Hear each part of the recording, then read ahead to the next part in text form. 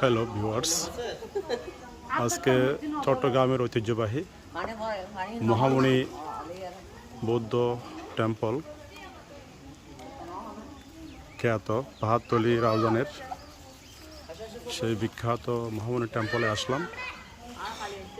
এখানে বিভিন্ন ধর্ম বর্ণ নির্বিশেষে মানুষ এক নজর পরিদর্শন করার জন্য আসে, ধর্ম এবং মানুষ করার জন্য আসে, পুণ্যদান করার জন্য আসে।